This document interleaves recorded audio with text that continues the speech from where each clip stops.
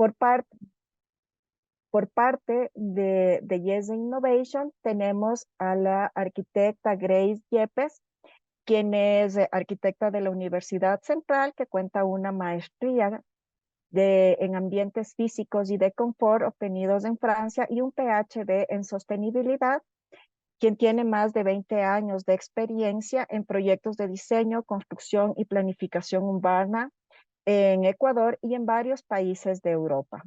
Ella se integró como experta urbanista en el Centro Tecnológico de Novatec en Francia y ha asesorado varios proyectos de construcción enfocados a lo que es la construcción eficiente e insostenible.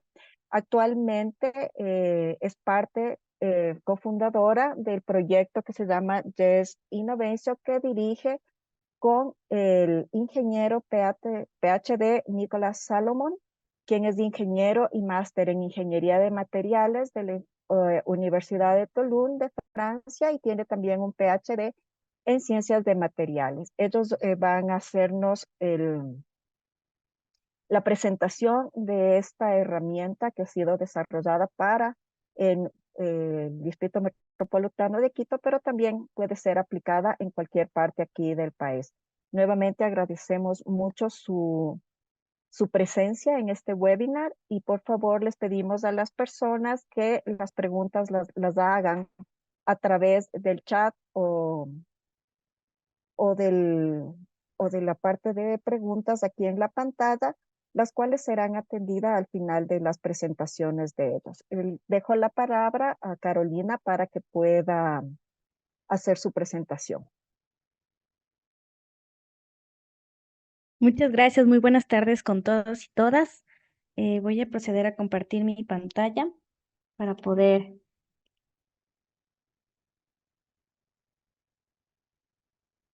De acuerdo, nada más.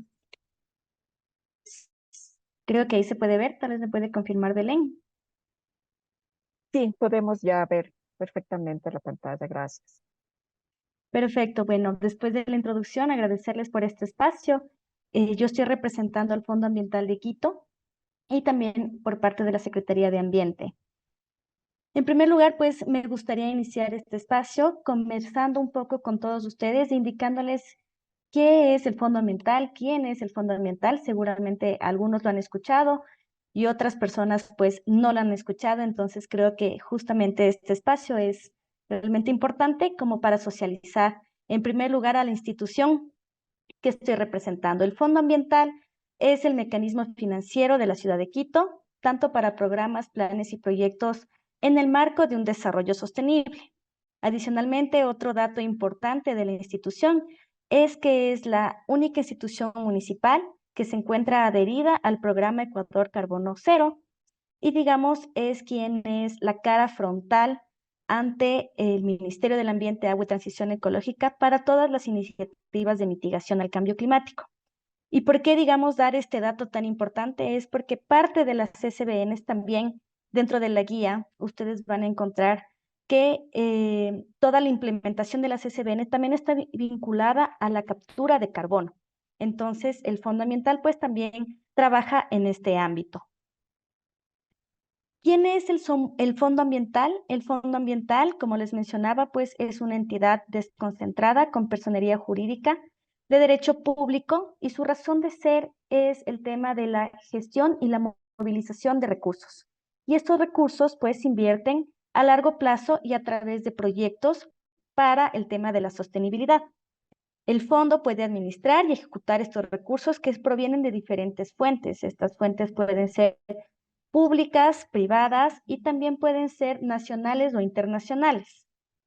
¿Qué es nuestra visión? Es complementar los esfuerzos que el gobierno local realiza y también pues nos apalancamos mucho en todo el sector privado. La importancia del fondo para el Distrito Metropolitano de Quito es que crea las condiciones bastante amigables y ágiles para poder dar la sostenibilidad y mantener y asegurar todas las inversiones que se han dado dentro del DMQ a mediano y a largo plazo.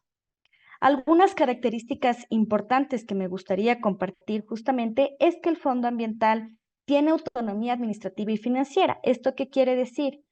que el Fondo Ambiental, digamos, es una especie de empresa pública, por así decirlo. Entonces, de manera ágil puede captar recursos y también implementar proyectos. Es bastante flexible en nuestra institución y adaptable a las condiciones de los donantes del recurso y también bastante adaptable a las condiciones de la ciudad como tal. Tiene esta característica de transparencia y rendición de cuentas debido a todas las diferentes fuentes que, mediante las cuales pues, recibe los recursos. Entonces maneja bastante este modelo de transparencia para poder de esta manera brindar y garantizar la seguridad de los diferentes aportantes. Además, como les mencionaba, por el tema de la autonomía, el fondo ha simplificado bastante los trámites, por lo que es bastante ágil en todos los procesos y procedimientos que ejecutamos. El Fondo Ambiental no es una institución relativamente nueva, entonces esta lámina justamente está aquí como para entrar en contexto que nuestra institución fue creada justamente en el año 2005, es decir, ya cuenta casi con 20 años de creación, exactamente 19 años estaríamos cumpliendo durante este año. Sin embargo, pues ha habido algunas reformas en el tiempo que ha ido fortaleciendo la gestión institucional.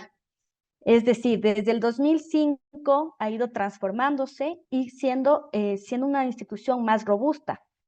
Actualmente en esta nueva gestión que se está dando desde el anterior año, pues se está vinculando todo el tema de lo que es la ordenanza verde-azul, ¿no es cierto? Entonces, ¿por qué es tan importante mencionar el tema de la ordenanza verde-azul? Es porque es el paraguas mediante el cual se desprende nuestra guía de soluciones basadas en naturaleza. Igualmente, en este año 2024, pues el señor alcalde ha dispuesto que en todas las instituciones públicas, tanto secretarías como empresas públicas, canalicen sus esfuerzos de la captación de los recursos, tanto como les mencionaba, internacionales, nacionales, de donación, de cooperación internacional, como también de empresas, que estos esfuerzos de asistencia técnica o donaciones sean canalizados a través del fondo. ¿Y esto por qué? Porque el fondo, como les mencioné, tiene estas características de agilidad y de esta manera pues podríamos garantizar que los recursos tengan un buen uso y sean sostenibles en el tiempo. ¿Cuáles son las áreas de acción del fondo? Actualmente, pues, como ustedes pueden ver en el gráfico, estas son las principales áreas de acción. Es la movilidad sostenible, la producción, consumo responsable, el cambio climático, conservación y biodiversidad y como un eje transversal, pues las finanzas sostenibles. También colocamos esta lámina porque consideramos bastante relevante e importante que ustedes conozcan que uno de los mecanismos del fondo es justamente el tema de fondos concursables. Hemos tenido 13 convocatorias ya presentadas, 30 proyectos implementados y alrededor de 1.600.000 invertidos. Entonces, ¿cuáles han sido los temas de estas 13 convocatorias? Han sido temas relacionados a residuos orgánicos, agroproducción, conectividad, valoración de servicios ambientales, temas de cambio climático, manejos de residuos urbanos, especies invasoras, temas de educación ambiental, recuperación de las quebradas, economía circular, corredores biológicos. ¿Y quiénes han sido nuestros principales ejecutores? Justamente, pues, son instituciones que son de la academia, pero también pueden ser ONGs. Y aquí en la presentación ustedes pueden ver los principales que han sido INEPE, la Universidad San Francisco, Ecolex, Great Leaf, Fundación Cóndor Andino, Fundación Hatun Sacha, Fundación Zoológico Ecuador, ACRA, bueno, y entre otras como tal. Ahora actualmente, pues nosotros vamos a hacer el lanzamiento de la convocatoria número 14 y esta convocatoria va a ser muy especial para el fondo debido a que se va a enmarcar en soluciones basadas en naturaleza. Entonces, nuestras convocatorias van a estar en nuestras redes sociales justamente con todos los criterios de elegibilidad y van a estar enfocadas a la inversión de proyectos y programas. Lo que nosotros esperamos en esta convocatoria e invitamos a todos los participantes que están escuchándonos es en formar consorcios.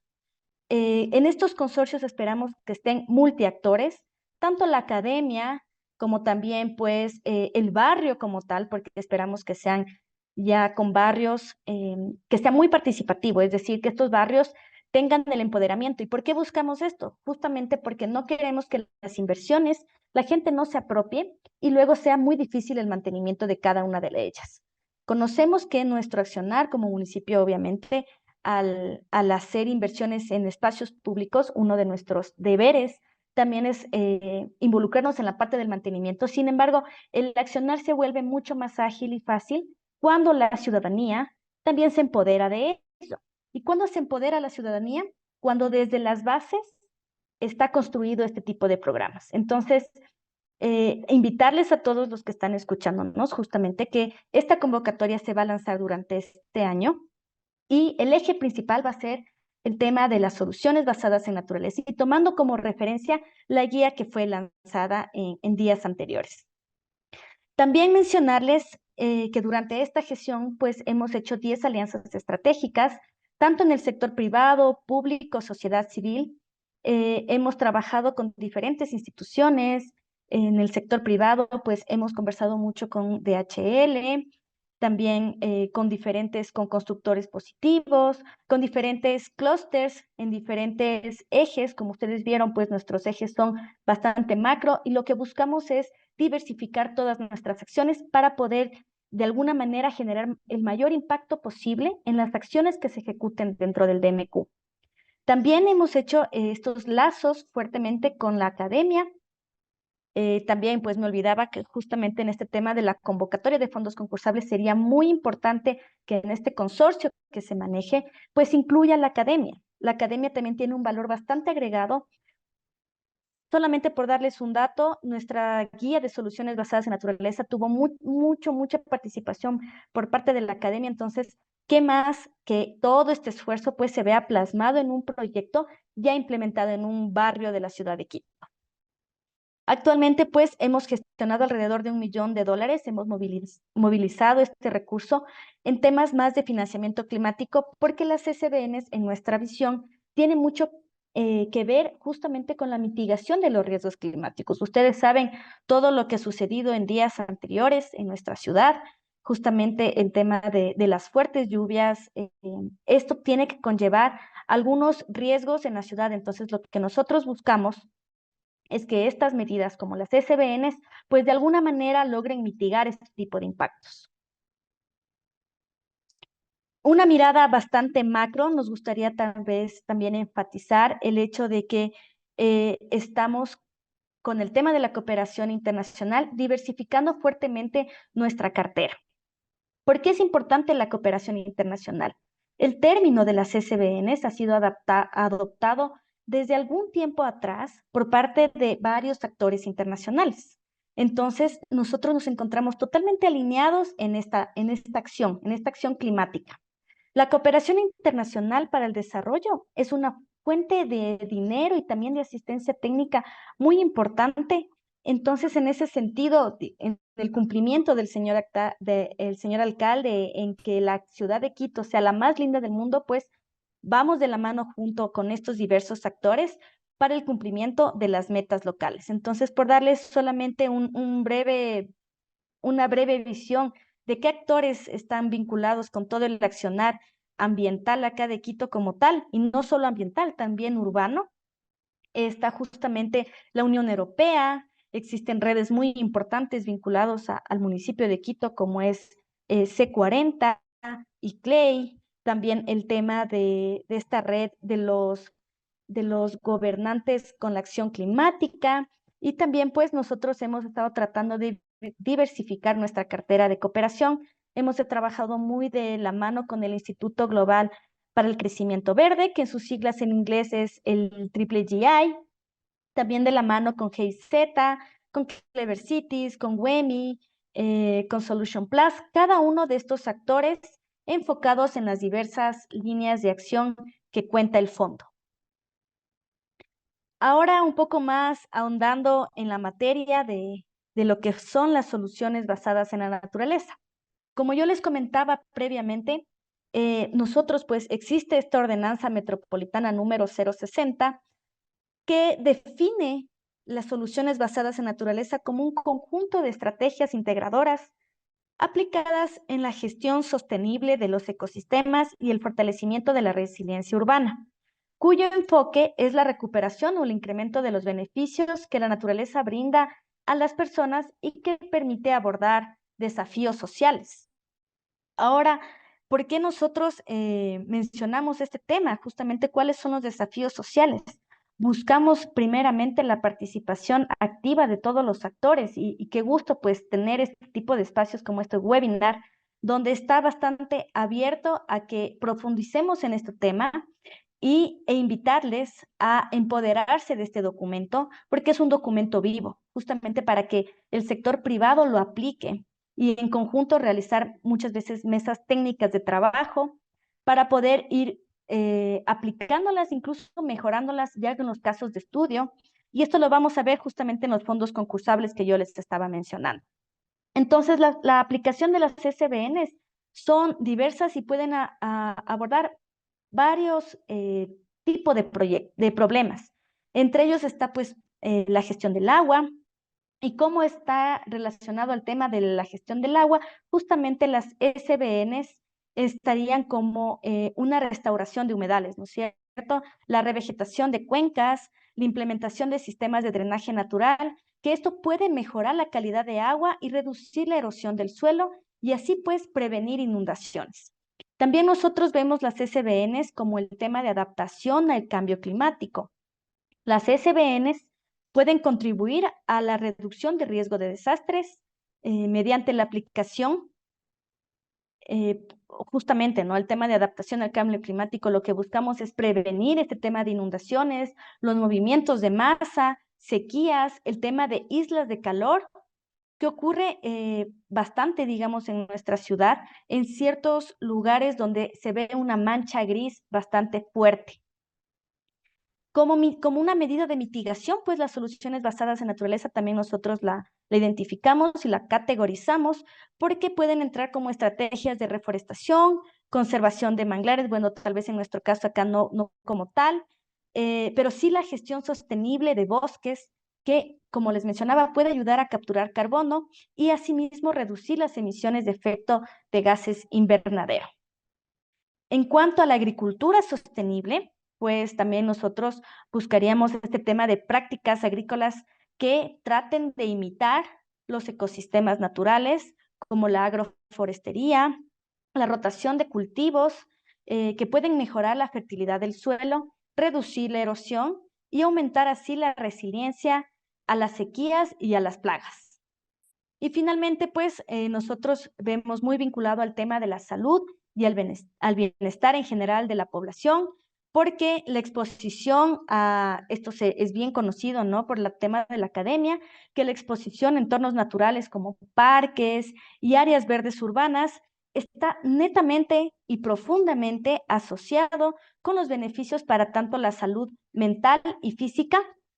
¿Por qué? Porque todo este tema de estar vinculado y tener este contacto directo con la naturaleza, pues ayuda a reducir el estrés y mejora el estado de ánimo y de esta manera, pues, logramos el aumento de la actividad física.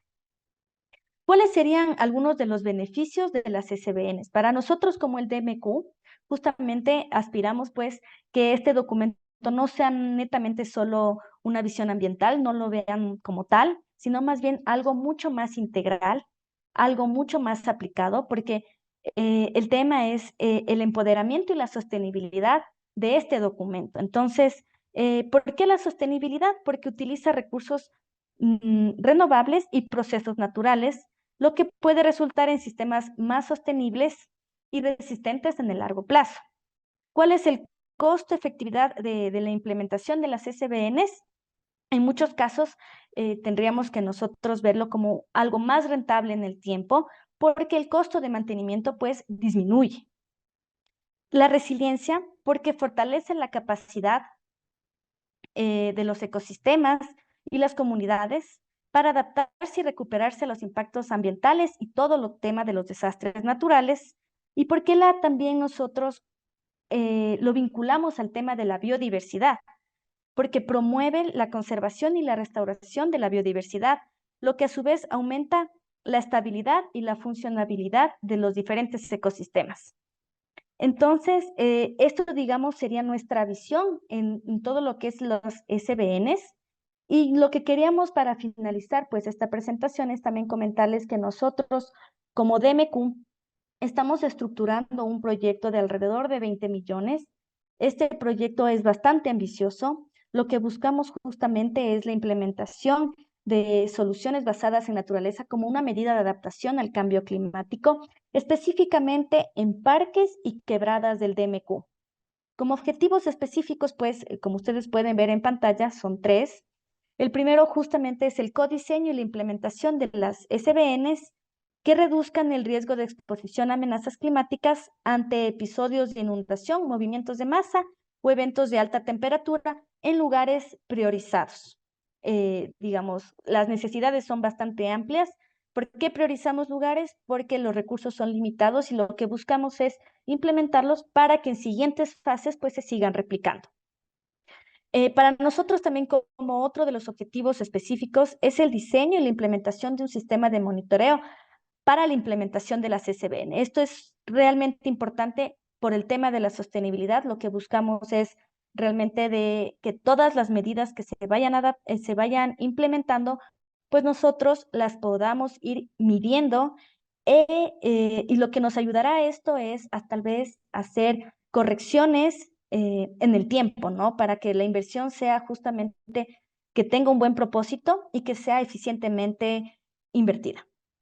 Y por último, pues lo que buscamos con este proyecto es mejorar y aumentar el índice verde urbano a través de la implementación de las SBNs. Entonces, actualmente pues tenemos un índice urbano que también en ciertos lugares es bastante pobre como tal. Sin embargo, lo que nosotros buscamos y aspiramos con este proyecto que se prevé implementarlo es que este índice aumente. ¿Y cuáles serían, digamos, nuestro plan de sostenibilidad del proyecto? Justamente es, bueno, como responsabilidad del municipio como tal, es entregar esta asignación presupuestaria año tras año para que se logre implementar todo lo que se espera dentro del proyecto, pero también esperamos que sea bastante participativo. Nosotros creemos mucho en la participación ciudadana y como tal, pues esperamos que se lleguen a acuerdos con el sector público, con el sector privado, para que esta inversión crear tal vez un tipo de apadrinamiento que, que pueda involucrar tal vez a las empresas privadas, a la academia como tal, y podamos también mantenerlo en el tiempo, estas diferentes soluciones basadas en naturaleza implementadas en el DMQ.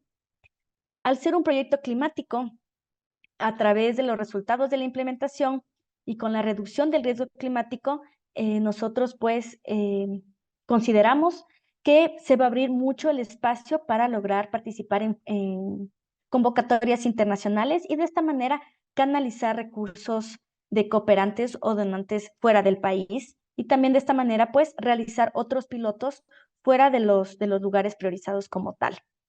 Y finalmente, pues, para poder realizar todo el tema de la sostenibilidad, en primer lugar, fue un gran paso el anunciar estas SBNs mediante una resolución.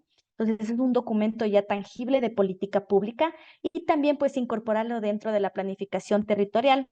Entonces, todas estas medidas que son bastante necesarias para la gestión integral de la infraestructura del proyecto que yo les estaba mencionando.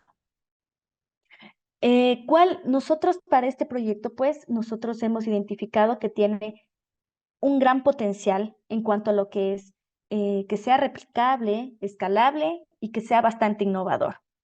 Entonces, lo que buscamos con esto es que no sea complicado para replicar, que sea bastante dinámico y que sea bastante amigable con la gente, ¿no es cierto? Y escalable, lo que quiere decir es que si iniciamos con un proyecto piloto tal vez en un barrio pequeño, pues podamos escalarle y que sea de mayor impacto tal vez ya a zonas mucho más grandes que se identifiquen. Es bastante innovador debido a que pues Quito tiene como tal su primera guía de soluciones basadas en naturaleza. Entonces, a nivel internacional y también a nivel nacional, pues hemos visto una aceptación bastante amplia y lo que buscamos también con esto es generar política pública, tal vez también ahí invitarles que como Fondo Ambiental estamos coordinando un espacio que es la Agenda Ambiental de Quito, que también pues va a ser un trabajo bastante participativo, en el cual va a haber una mesa exclusiva justamente para el tema de soluciones basadas en naturaleza. Y esto porque es una discusión constante y dinámica.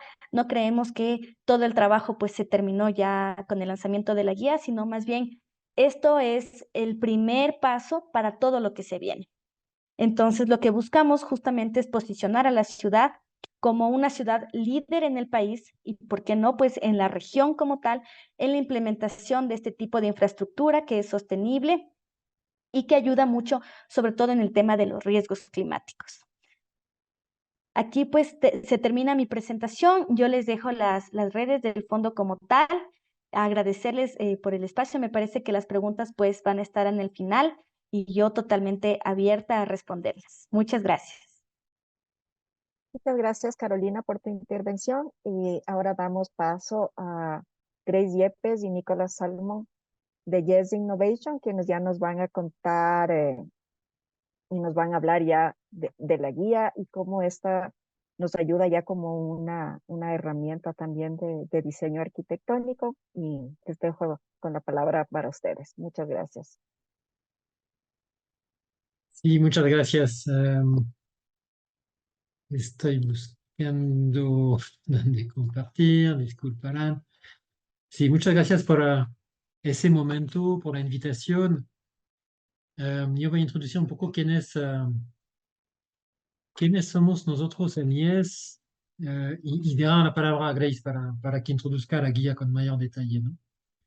Entonces, bueno, nosotros somos a la base una empresa de arquitectura y urbanismo, pero con un focus sobre sostenibilidad y ese focus sobre sostenibilidad en realidad se ha transformado en un focus, en una especialidad sobre infraestructura verde y soluciones basadas en la naturaleza, porque nuestros proyectos nos han llevado a eso, ¿no? Principalmente proyectos de investigación como fue Clever Cities, que fue el marco en el cual se desarrolló la guía. Entonces trabajamos la sostenibilidad principalmente con la naturaleza y nos enfocamos también en temas de innovación, haciendo tanto proyectos de investigación como proyectos de aplicación en el territorio. Nos gusta mucho la ciudad, nos gusta trabajar el territorio, nos gusta trabajar las escalas diversas y bueno, las ciudades de América Latina nos inspiran mucho justamente para encontrar soluciones de resiliencia y de sostenibilidad donde este tipo o sea, donde en esos contextos la naturaleza toma relevancia.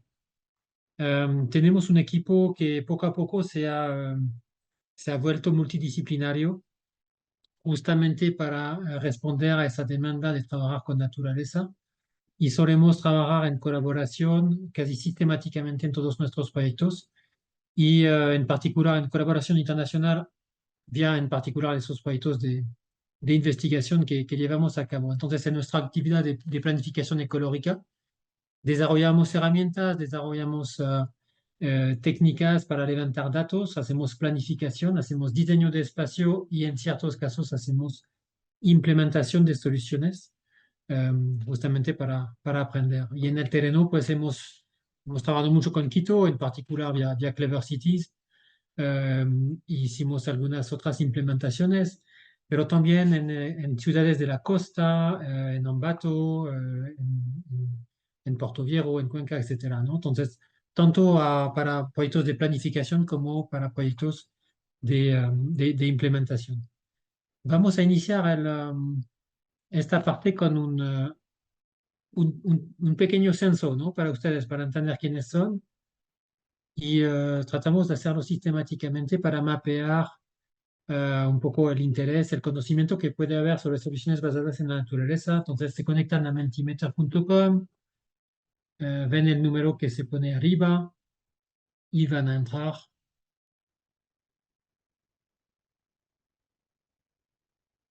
Sí, entonces, a ver, si se conectaron, les damos un minuto.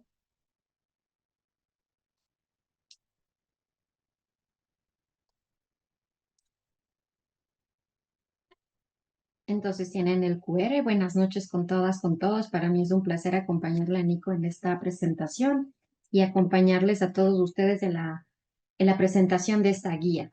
Entonces veamos cómo se fueron conectando. Déjenme ver si es que lo logramos. Siempre nos tardamos un poco. Bueno, veamos. Perfecto. La primera pregunta. Requieren el código QR y también el código de el Menti. Perfecto. ¿De dónde eres? Les voy a dar el tiempo para las respuestas. Si tienen los códigos, mayoritariamente de Quito. Veamos, no tenemos una respuesta, anímense a contestar, por favor.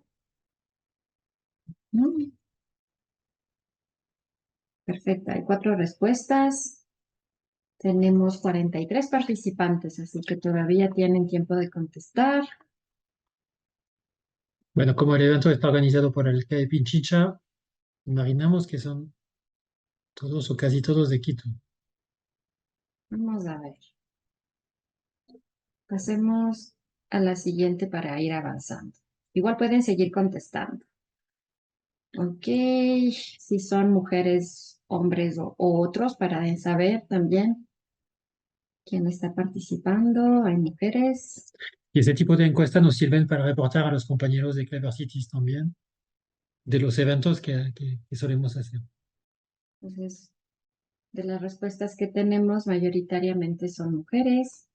Les animamos a contestar. Tenemos solo 7 respuestas. Muy bien, perfecto. Vamos a ver. ¿Cuánto conocen sobre las SBNs? Entonces, veamos. También tenemos en el chat que están de Santo Domingo.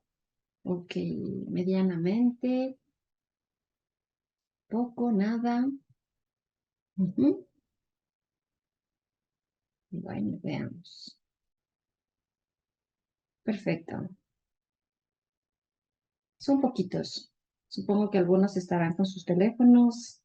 Entonces, avancemos, por favor. ¿Qué crees que son las SBNs? Ahí tienen que escribir. Ah, sí, podemos compartir la encuesta por aquí.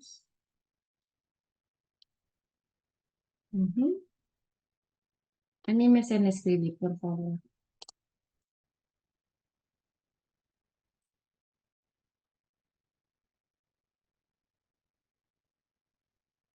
Están medios tímidos hoy. No hay respuestas. ¿No? Soluciones a los problemas implementando recursos naturales. Perfecto. Les hemos puesto soluciones al cambio climático. Gracias. Estrategias adaptadas de la naturaleza para solucionar problemas ambientales. Perfecto. Anímense a contestar. Vamos a ver.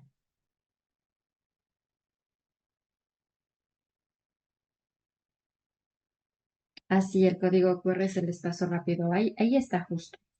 ¿Qué crees que son las SBN? Huella de carbono. Si se pueden conectar en mentimeter.com y ponen el código y van a aterrizar en la encuesta directamente. Perfecto. Estrategias orientadas para la gestión adecuada de los ecosistemas. Soluciones basadas en la naturaleza. Ayuda a proteger y mitigar los ecosistemas. Bueno. Soluciones basadas en la naturaleza que aportan a la adaptación al cambio climático y a la resiliencia climática. Perfecto. También en el chat nos contestan. Muchas gracias. Dice Josué, emular en la planificación soluciones basadas en la naturaleza. Perfecto. Vamos avanzando entonces. ¿Para qué pueden servir las SBN en un contexto de cambio climático? ¿Qué opinan, colegas? ¿Para qué pueden servir? Y en particular en Quito. Sí. Además, como decía claro, ¿no? Tenemos un déficit bastante considerable de área verde efectiva, considerando algunos sectores de la ciudad. aunque nuestro índice verde de ciudad es interesante, pero cuando se baja la escala barrio por barrio, hay un déficit interesante también que hay que analizar. Para reducir la huella de carbono, sí, de acuerdo. Para mejorar la calidad de vida. Veamos qué más. Para reducir las emisiones, para reducir el riesgo climático, para combatir los efectos causados por el cambio climático, para crear ciudades más resilientes. Soluciones leyendo el territorio. Muy bien. Vamos a ver. Alivianar la carga de los sistemas de alcantarillado de agua lluvia para poder plantear medidas de adaptación. Perfecto. Ok. Bueno, hay varias respuestas interesantes. ¿Qué expectativas tienen de una guía sobre soluciones basadas en la naturaleza? Veamos cuáles son sus expectativas. Vamos a ver.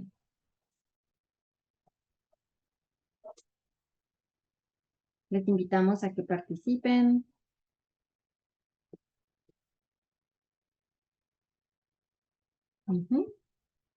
Tenemos tiempo para que escriban. Como les comentaban también, hay varias guías y en el caso de la guía de soluciones basadas en la naturaleza en Quito, se buscaba que la guía sea lo más copiable posible. Y se buscaba también que la guía se permita dar respuestas a, a cosas cotidianas, ¿no? A cosas que podrían ser necesarias, ¿no? Dentro de la ciudad. No se animaron a contestar. ¿Qué expectativas tienen? Que sirva, que sea útil. Plantear puntos de partida para diseñar soluciones usando estos recursos, ¿sí? Formular proyectos, como participación ciudadana y empresas que buscan sostenibilidad, perfecto. Bastantes. Muy bien. Servirá como una herramienta para diseñar estrategias, normar y establecer políticas que ayuden a concientizar sobre la integración arquitectónica. Vamos a ver si lo puedo abrir. Respetando los ecosistemas existentes. Perfecto. Que nos guíen sobre opciones que podamos, vamos a abrirla, implementar en los diseños urbanos con el uso de recursos sostenibles. Perfecto. Conocer cuáles son las herramientas y diseños que se pueden implementar. Perfecto, ya estamos terminando, colegas. Para este año, ¿ustedes han planteado trabajar con proyectos que incluyan SBNs?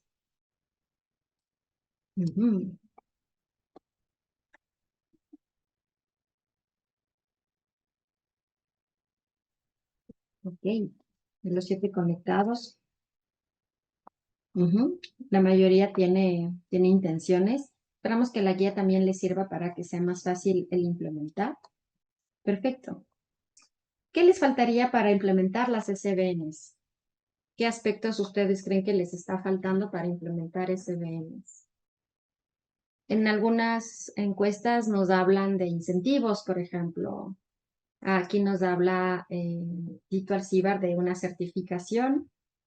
¿Por qué no? Porque no puede haber puntos en certificación por SBN. Podría ser interesante. Vamos a ver si se anima. También se han hablado en otras ciudades el hecho de la adaptabilidad a los territorios, ¿no? Que a veces las guías que tenemos están alejadas de nuestras realidades, ¿no? Conocer procesos, conocimiento, perfecto. ¿Qué más puede ser? Anímense, colegas. También en otras ciudades se habla mucho de proyectos pilotos, proyectos a escala 1-1 con financiamientos de ciudad. Entonces también hay ese tipo de cosas que se han hablado en muchos países. También el cuantificar, hay alguna gente que también nos dice que no saben cómo cuantificar. Entonces, bueno, nos han contestado 3 personas. Conocimiento, procesos, adaptabilidad a nuestro medio, conocer diseños. Ok. Concientizar también, nos dice Sandra, es importante la concientización para hacerles entender la necesidad de implementar las SBNs. Claro, hay que convencerles también, comprender mejor cómo aplicarlas, combinando SBNs con otras soluciones tradicionales. Sí, en efecto, eso es algo que también podría ser interesante. En Caupicho hicimos una adaptación de una técnica local para cosecha de agua. Entonces, sí, todavía falta mucho para hacer eso. Bueno, perfecto. Muchísimas gracias por por estas respuestas. Yo tomo la batuta ahora para un poco introducir el tema de la guía, como les comentaba Nicolás. Y esta encuesta nos va a servir mucho para seguir comunicando sobre cómo la guía está siendo conocida por la gente. Entonces, mi nombre es Grace Yepes, yo soy arquitecto urbanista de profesión, así que estoy súper interesada en estos temas desde hace muchos años y en YES hemos llevado estos 4 proyectos que nos permite tener elementos de cuantificación y también de retornos de experiencias. En los 4 proyectos hemos trabajado sobre soluciones basadas en la naturaleza a diferentes escalas, unas a escalas muy técnicas, muy pequeñitas, como es el Inocua, porque hemos hecho tratamiento de aguas grises con soluciones basadas en la naturaleza. Tenemos de aguas negras, perdón, y tenemos un prototipo que les invitamos que nos visiten en nuestra oficina para mostrárselo. En Clever Cities no solamente se trabajó con la idea de soluciones basadas en la naturaleza, sino que se integra un módulo de codiseño, entonces también en los sitios de estos proyectos pueden encontrar más información.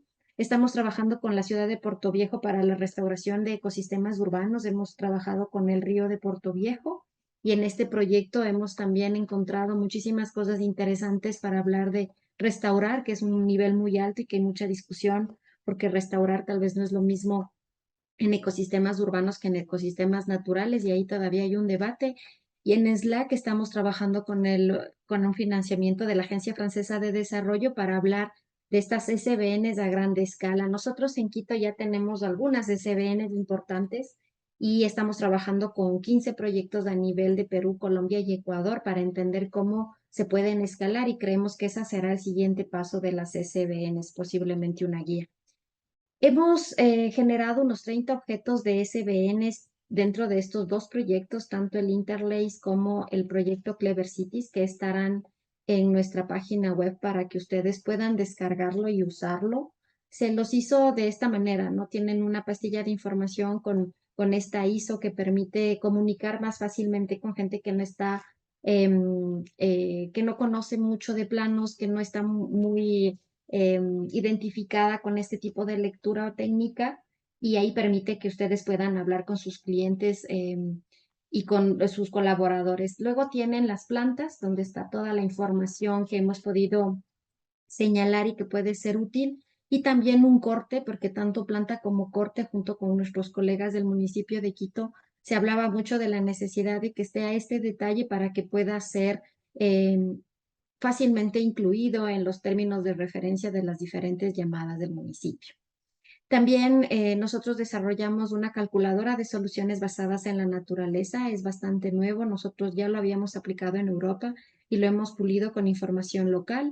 Esta nueva calculadora puede ayudar mucho al cálculo de la capacidad de retención y filtración y también a las respuestas que se pueden dar en un evento de lluvia intensa.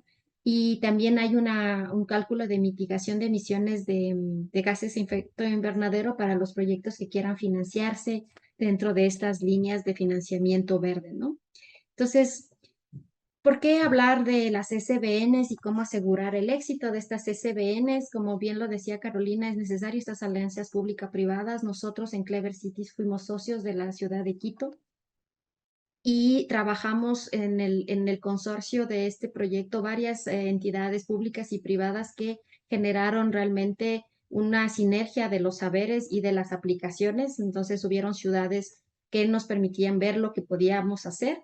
El proyecto se realizó entre el 2018 y el 2023. Nuestro coordinador fue el municipio de Hamburgo y fuimos financiados dentro del proyecto del programa Horizonte 2020. Como ven en la diapositiva, nosotros éramos los únicos latinoamericanos y eso nos gustaría mucho que cambiase en los proyectos, pero nos dio muchísimos retornos de nuestros socios, como ven, desde China hasta nuestros colegas de Europa. Aquí están los socios para que ustedes tengan un poco la información de estos socios que aportaron a estas reflexiones sobre SBNs y la parte técnica, desde Tecnalia hasta el ICLEI, pasando por WWF o varios colegas como Ecologic que son expertos mundiales sobre estos temas. Aquí estuvimos Yes y Quito en la administración anterior, lamentamos el sello, y universidades de China. En el caso de Quito, nosotros implementamos el San Enrique de Velasco, algunas cosas que fuimos desarrollando, ¿no? Se hizo un piloto y se buscaba atender necesidades, compartir experiencias sobre la naturaleza en barrio, identificar barreras y oportunidades y buscar financiamiento. En estas imágenes hay un poco la génesis del proyecto hasta una implementación que se realizó. En un segundo punto se hablaba de co-planificación, todos los co, y como ven era establecer cómo hacerlo, cómo experimentarlo, cómo codiseñarlo en sitio y cómo implicar las autoridades. Se hicieron varias mesas técnicas en 4 administraciones con las que tuvimos que trabajar en este proyecto. Se trabajó con 3 grupos del barrio en donde se aprovechó todos los medios porque nos cayó pandemia también y se pudo apoyar en muchas actividades también que el barrio realizaba para poder generar estas sinergias. También se pudo influenciar en las estrategias y normativas municipales de alto nivel. Nuestros compañeros del municipio pudieron integrar conceptos de NBS en los diferentes documentos. También se establecieron principios de planificación y las soluciones basadas en la naturaleza. Como ven, aquí están los documentos que son un poco el marco de todo esto que estamos hablando, desde el plan de cambio climático hasta la guía para la implementación con la ordenanza verde y azul. Sí, comentarles que la guía, bueno, que es uno de los productos de Clever Cities, se hizo, o sea, no se hizo desde Quito, se hizo desde Clever Cities con esos socios, ¿no? Entonces son 9 ciudades y todas desarrollaron un plan de SBN para su propia ciudad, ¿no? Entonces, desde los pioneros de toda la naturaleza urbana, como que es la ciudad de Malmö, hasta pequeñas ciudades como Sfântu-Gheorghe en Rumania o Madrid, Londres, Hamburgo, esos monstruos que tienen la capacidad de experimentar muchas cosas. Entonces, todos a la vez hicimos o sea, tratamos de acumular esa experiencia de Clever Cities para plasmarla en una guía que facilite la implementación y el uso de esas soluciones, ¿no? Entonces, para contarles que eso fue un trabajo compartido entre todos, cada uno adoptó una estrategia, una técnica y un contenido propio, pero lo hicimos compartiendo la experiencia entre todos. Con esa experiencia, todos llegaron a unos puntos dentro de sus marcos normativos y nosotros estamos orgullosos que dentro del marco normativo de la ciudad de Quito esté dentro de una ordenanza, esté dentro del PUCS, esté dentro del PDOT. Y eso ha sido muy importante porque eso ha diferenciado nuestra ciudad frente a las otras ciudades del consorcio. Después de esto, ¿por qué trabajar con la naturaleza? Se preguntarán ustedes. Primero, la guía busca mostrar ese marco del proyecto que acabamos de comentarles. También plasma las sinergias que hemos tenido con el Fondo Ambiental y la Secretaría de Ambiente. Hemos publicado esta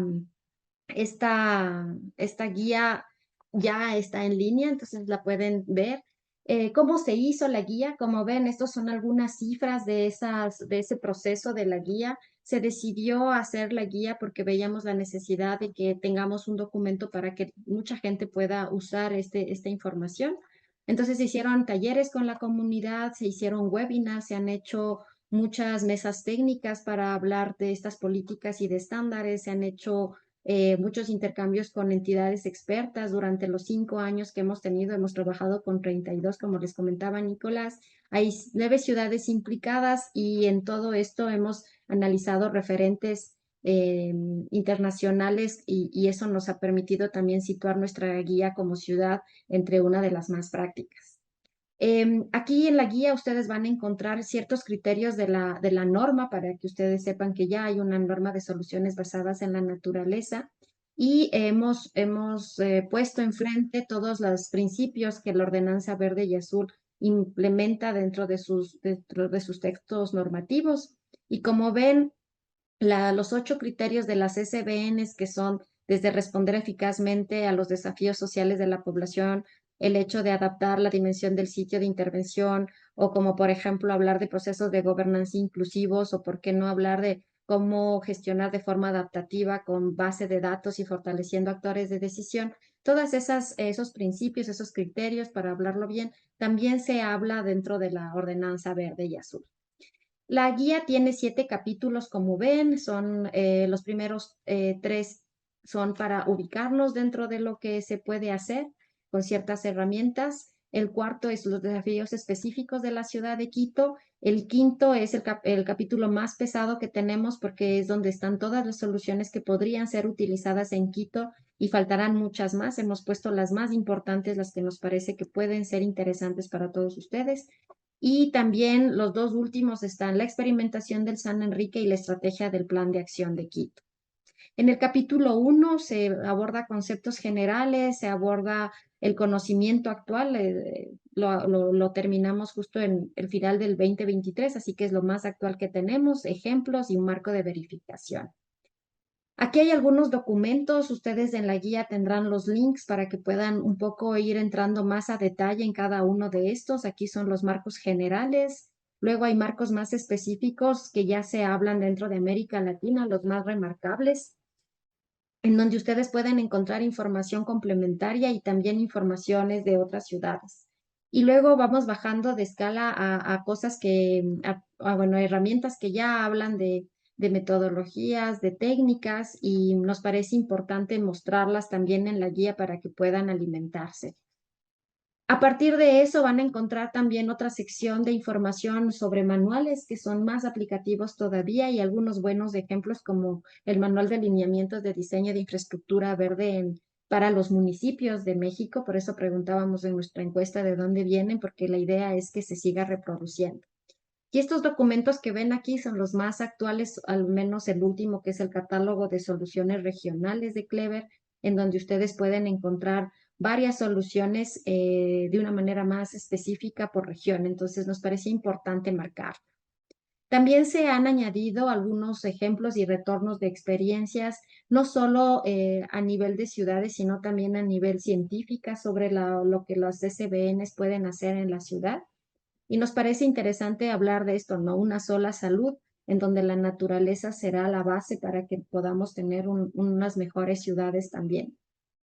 Se incluyen artículos científicos en donde ustedes ya tienen datos, porque también si ustedes quieren certificar proyectos de gran escala en términos de ciudad, de barrio, de urbanizaciones también, pueden encontrar esta información. Ya sabemos los factores que podemos medir, en este caso el carbono almacenado por unidad de superficie de dosel arbóreo. Entonces puede sonar a chino mandarín, pero son datos que son interesantes para presentar proyectos de financiamiento climático. También se ha encontrado información importantísima de por qué los árboles tienen que ser grandes, por qué los árboles grandes deben ser cuidados y protegidos, más allá de su característica patrimonial, sino mucho más allá de sus servicios ecosistémicos también.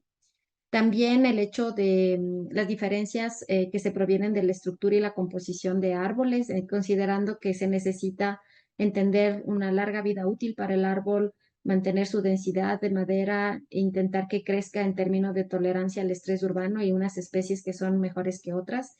Y también factores de estrés que pueden matar los árboles en ciudad. Y una de esas que salta mucho con esta publicación del 2019 de Wong es la compactación del suelo. Entonces, alcorques compactos con árboles casi muertos, pues no sirven de nada. Y con eso entramos en lo que son las soluciones basadas en la naturaleza. Son soluciones que se inspiran de la naturaleza para hablar de restauración, de gestión y de protección. Estas acciones y enfoques son ejemplos de aplicación de la UICN del 2020, en donde ustedes pueden ver todos los beneficios y los enfoques que podemos tener. Cuando hablan de SBNs pueden hablar de restauración, pueden hablar de enfoques específicos como la adaptación y la mitigación, pueden hablar de infraestructura verde, azul y infraestructura natural, pueden hablar de gestión y pueden hablar de protección. Y es interesante cómo todos esos tipos de enfoque pueden responder de manera efectiva a los desafíos de la sociedad frente a cambio climático, como desde la seguridad alimentaria hasta la reducción de riesgos y desastres. En la guía también hemos puesto lo que pueden ustedes implementar y cómo ustedes pueden medir la eficacia. Están pavimentos porosos hasta biorretención, también zanjas de infiltración con datos científicos que muestran cómo pueden ser eficientes. Y aquí, por ejemplo, se ha puesto indicadores de eficacia como la reducción del volumen de escorrentía. Es interesante ver cómo los pavimentos porosos pueden llegar hasta el 65%, o la biorretención puede llegar a los 90%, y cómo los jardines de lluvia pueden llegar hasta el 100% de volumen de escorrentía gestionado, ¿no? Y con una reducción de caudal máximo del 48.5% según esta publicación del 2018, que es la más actual para nosotros. Y eso es interesante en una ciudad como Quito, donde la mayoría de la ciudad está permeable y los sistemas de infraestructuras están colapsando. Luego también la guía se preguntaba, ¿no? ¿Cómo se asegura el éxito de las SBNs? Y para nosotros es la comprensión integral de los beneficios. Más allá de las medidas, intentar comprender el interés frente al cambio climático y a los riesgos, y el hecho de saber detalles técnicos, capacitación, cómo se integran, cómo se complementan, dónde se ponen, para nosotros asegura el éxito de las SBN. Para eso, el Clever Cities analizaba todas las ciudades, como les comentaba Nicolás, pero también establecía características como ustedes ven en nuestra ciudad. Hablar de infraestructura verde también es hablar de otro tipo de verde en la ciudad, no solamente la red verde, sino hablar de infraestructura verde y comprender lo que significa. Para eso, nosotros nos basamos en varias cosas que hemos hecho. El plan de infraestructura verde de Esmeraldas, que nos permitió entender cómo hacer un banco de proyectos de infraestructura verde, ver los desafíos y establecer estrategias. Y un proyecto que hemos hecho sobre el censo de diagnóstico del arbolado urbano en la ciudad de Ambato, en donde podemos cuantificar arbolado, cuantificar sus aportes ecosistémicos y también de infraestructura verde. En esos proyectos se pueden identificar los sitios en donde se puede implementar áreas verdes, cómo se podrían gestionar esa implementación. Aquí les mostramos un proyecto que se propuso de macro manzanas ecológicas para introducir verde en la ciudad de Esmeraldas. Tienen 0.18 metros cuadrados de verde por habitante. En ese plan de infraestructura verde se hablaba mucho del diagnóstico, las zonas, los instrumentos y cómo se integraban. Y con esto nosotros entramos a la discusión en las diferentes mesas técnicas para entender cómo se podía utilizar una guía en esos procesos, sobre todo entender cómo se podían generar intercambios, ¿no? En el segundo punto, con estos dos inputs que les mostrábamos, por un lado todo lo que se hace y por otro lado los procesos internos de los municipios, se hablaba de cómo se integraba para hablar, desde los compromisos internacionales hasta las normativas municipales. En este capítulo 2 se presentan un poco cómo se tienen que ir ligando o cómo se ligan nuestras herramientas con los ODS. Igual hablar de los ODS porque el Ecuador necesita tener proyectos que muestren cómo se están integrando y se están hablando de cómo estos proyectos van a responder a los desafíos del país. Entonces es importante que ustedes sepan ligar esos proyectos. Y en este capítulo hemos ido integrando los objetivos con las acciones específicas para que tengamos una idea de cómo esos objetivos se traslapan en los ejes. También se hizo un esfuerzo para entender cómo podía la guía aportar tanto al Plan Maestro de Espacio Público, a la Ordenanza Verde y Azul, al Plan Urbanístico del Río Monjas, y esperamos también que pronto puedan estar integrados en estándares y normas. Para el tema del éxito también se hablaba mucho de la ciencia ciudadana, comprender cómo se pueden apropiar. Creemos que para hacer eso hay que tener pilotos, pruebas y error, evaluaciones de costos, ajustes normativos, y sí necesitamos que podamos tener territorios en donde podamos implementar sin tener miedo. Aquí algunos ejemplos de cómo podríamos hacer esto. En el 2021 se presentó este llamado del Programa Mundial de Alimentos para la implementación de SBNs en diferentes territorios. Les voy a mostrar uno que se hizo en Caupicho. Esta es la quebrada de Caupicho, justo el tramo que es el último en llegar al río Machángara. En ese se estableció, como ven, una estrategia determinando los problemas. Entonces aquí ven cómo se va estableciendo cada una de las SBNs que podrían funcionar para la problemática que en la quebrada Caupicho eran las inundaciones a las casas que ven aquí abajo y también la calidad de esas aguas. Muchos de estos lugares tampoco se conectan al alcantarillado porque el alcantarillado existe, pero no se conecta, llega a la quebrada y el otro lado está la conexión, aunque pagan los impuestos de la conexión. Se diseñan las diferentes SBNs, se hacen implementaciones con la comunidad, se sensibiliza a la comunidad para entender el funcionamiento. En este caso hubo zanjas de drenaje, disipadores de flujo de agua, tratamientos de aguas servidas, urbanos, pasarelas peatonales, microbosques, jardines de lluvia, cultivos de montículos de permacultura para limpiar lodos y árboles dentalos. Aquí algunas de estos disipadores de flujo, como ven, se quiso hacer con una técnica muy básica para que la gente pueda realmente replicar y mejorar. También se buscaron maneras de cómo plantar los jardines de lluvia, pero con otro tipo de tecnología más local. Aquí se hizo una adaptación de lo que hemos aprendido localmente para la plantación de árboles en términos de sequía y se generaron estos jardines de lluvia con unas zanjas de direccionamiento. También se hicieron varias capacitaciones y también sensibilización de cómo se utilizan las diferentes técnicas. En estos proyectos también faltó mucho entrar en participación ciudadana y eso nos parece clave que viene a contestar también lo que viene en el capítulo 3. En el capítulo 3, nosotros creemos que esto de coplanificar y codiseñar se vuelve clave, sobre todo porque si ustedes hacen implementaciones, es interesante que lo hagan con la ciudadanía. Para eso aquí les mostramos un marco de co-creación que se hizo con el Clever Cities, donde hay una fase de codiseño, de coimplementación, de monitoreo y de codesarrollo. Y se interesa mucho en comprender en 16 pasos cómo se hacen. Entonces, no voy a entrar en el detalle, pero me parece importante que ustedes vean que hay pasos que pueden ser opcionales, pasos que son fundamentales y pasos que son recomendados para que ustedes puedan implementar. La guía les permite tener también unas fichas como estas, donde ustedes tienen la fase, tienen el qué, el cómo, para qué, y también tienen cosas interesantes como herramientas, como ven en el lado derecho de su pantalla, en donde hay las tablas de participación de pares, también cómo pueden ustedes hablar con las partes interesadas y en otros casos hasta les entregan algún tipo de herramientas teórico-prácticas que pueden usar. Hay 2 documentos que también pueden descargárselos sobre estas orientaciones para hablar de codiseño y la explicación de los 16 pasos para diseñar, para trabajar con la comunidad y para implementar con la comunidad, como lo muestra en la parte baja de mi diapositiva. En el capítulo 4 se habla mucho de los desafíos del territorio. En este capítulo se busca mucho entender esos desafíos y ver qué barreras se puede tener. Y aquí se buscan varias justificaciones técnicas para empujar a que se hagan.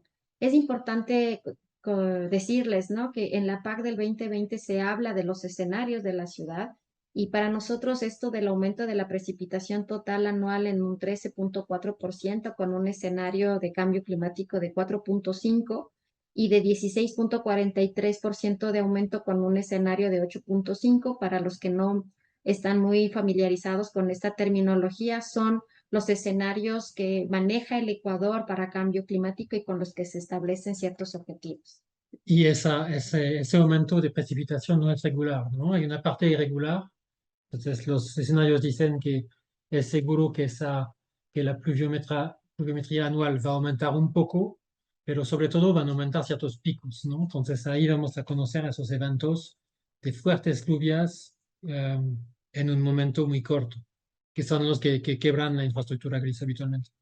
Entonces es interesante también mostrarles estos temas porque al hablar de precipitaciones y hablar de asoleamiento y hablar de otras cosas que están ligadas a cambio climático, es importante porque en una ciudad como Quito podemos tener efectos de islas de calor, podemos tener sequías, podemos tener erosión, y todo eso en un contexto urbano puede ser bastante complejo a gestionar, entonces nos parece importante hablarlo así. ¿Y por qué hablarlo así? Porque ya tenemos esos retornos, ya está sucediendo en la ciudad. Hay lugares como los que muestro en mis fotografías aquí que pueden ver que ya hay estos problemas de sobrecalentamiento, de radiación excesiva, de lluvias que transforman las calles en ríos y parques que no tienen ni un solo árbol que permitiría no solamente guarecerse del calor, pero también infiltrar agua, y los parques deberían empezarse a transformar en parques que empiecen a inundarse para que sean unos sistemas integrados para la gestión de las aguas de lluvia extremas en Quito. La PAC del 2020 busca también establecer unos caps al 2030, como el hecho de aumentar inversiones, como bien les mostraba Caro, para tener un porcentaje más alto de inversión pública en proyectos de este tipo. También mejorar la percepción del confort térmico. Es muy general, pero hay muchos lugares de Quito que ya tienen islas de calor, entonces podrían entrar en esos proyectos. Aumentar la superficie verde promedio hasta llegar a 20 metros cuadrados por habitante. Y si a eso también le añadimos la necesidad de que sea por barrios, por verde accesible y de proximidad y de uso, realmente el desafío es enorme. Al 2050 se establece que haya un 100% de zonas expuestas a altos riesgos de eventos de precipitación extrema, y en esos lugares hablar de permeabilidad de superficies, infiltración de agua y reducción de escorrentía. Y también hay el 100% de acceso a agua potable, que lo marcamos así porque si seguimos destruyendo las fuentes de recarga hídrica de la ciudad, pues no llegaremos a tener agua potable, y hablar del 100% del acceso será también otro desafío. El siguiente desafío pues será entender cómo las SBN se escalan, como decíamos al inicio, y cómo hablar de las zonas de recarga hídrica, las zonas de servicios ecosistémicos de la ciudad, de esos remanentes verdes como puede haber en el Ilaló y de otros lugares. Ya no se tienen que ver solo como remanentes, sino también como nuestro capital verde de ciudad que habrá que proteger. Volviendo a la pregunta de cómo se asegura, la guía también busca que haya un cambio de aproximación técnica. Nos damos cuenta que la gente cuando habla de árboles habla de arbolitos, cuando habla de naturaleza habla de ciertas plantas ornamentales, y tenemos que empezar a hablar de ingeniería verde, tenemos que hablar de naturaleza y de servicios ecosistémicos, y tenemos que hablar de equipos locales listos para enfrentar este desafío. Sí, sí, sigue siendo más fácil trabajar con la infraestructura gris, ¿no? Porque sabemos de precios, de tamaños, de cuánto está la entrega de la tubería y la capacidad de la tubería, de su caudal, etcétera, ¿no? Entonces, eso está bien controlado y no lo es tanto con la infraestructura verde. Pero la infraestructura verde ofrece mucho más porque tiene esa flexibilidad, esa capacidad de adaptación a los eventos, y proporciona mucho más que por una tubería el hecho de conducir agua, ¿no? Entonces, sí se puede drenar con infraestructura verde, pero también se infiltra, también se evapora, también proporciona sombra, también participa a la salud de la gente, a la salud mental también, cambia el paisaje, etcétera, y hace todo eso a la vez, ¿no? Entonces, por eso es importante darse la molestia de buscar comprender, buscar calcular y tratar de integrar esas soluciones, a veces en complemento de la gris y a veces reemplazando la gris, pero sí vale la pena. En esas estrategias, mostrarles un ejemplo para dar ganas. Hemos hecho un estudio de prefactibilidad para el PNUR sobre su proyecto Adapta Clima, que trabaja en Chile y en Ecuador sobre infraestructuras verdes para enfrentar cambio climático. En este proyecto se estableció esta zona, que son zonas de grandes problemáticas de deslizamiento, y prácticamente el riesgo se desplaza después de cada evento. Sin embargo, sigue siendo unas zonas complejas. Aquí se establecieron esos paisajes para entender bien cómo funcionaban. Se entendió también cómo semaforizar, porque entendemos que no podemos quitar a todos y mandar a todos a otro lugar porque es muy costoso. Entonces se estableció una metodología para entender qué gente debía irse, qué gente podía quedarse, qué había que cambiar. Y se establecieron las franjas de resiliencia, que es justo para restablecimiento y rehabilitación y restauración de la vegetación endémica para proteger las zonas bajas. Se estableció también las zonas de reubicar por un alto riesgo de deslave, porque es más barato realmente mover a la gente que está en constante riesgo que dejarla ahí y seguir poniendo casas ahí y dándoles casas ahí. Pero eso era importante también decirlo, y también una franja de transición de convivencia de lo urbano con lo natural, y se hizo todo un análisis específico para poder amortiguar esos cambios de uso en esos lugares, comprendiendo la necesidad de vivienda también que existe. Se delimitó la zona, en este caso el área de implementación son estas hectáreas que están marcadas aquí, de 13.982 metros cuadrados de una área macro de 17.000 hectáreas y de 17.58 hectáreas, y se estableció las zonas de riesgo, se leyó los cambios, todo lo que funcionaba en la zona, en la parte alta de mi diapositiva ustedes pueden ver los diferentes cambios de esos lugares en donde se puede ver cómo ese verde empieza a ponerse y también a quitarse, como ven en mis dos fotografías que están abajo. En el caso de este lugar, los riesgos están ligados a deslizamientos e inundaciones, a reptación del suelo, a flujos de lodo, a deforestación, a quema indiscriminada y corte de vegetación, o sea, la total, como ven ustedes en la fotografía del 2022. En esa zona se establecieron varios estudios, como se hacen para la infraestructura gris, y se identificaron, como ven, los dos puntos más difíciles de trabajar, en donde la infraestructura gris podía entrar y apoyándose de la infraestructura verde en un trabajo a largo tiempo, ¿no? Se identificaron los drenajes estacionales, los canales, se identificaron los cauces actuales y también se identificaron los relieves que estaban en este estado, ¿no? Se identificaron los tipos de suelos, se estableció los rellenos, se estableció las zonas de deslizamiento y se identificaron varios otros componentes de análisis.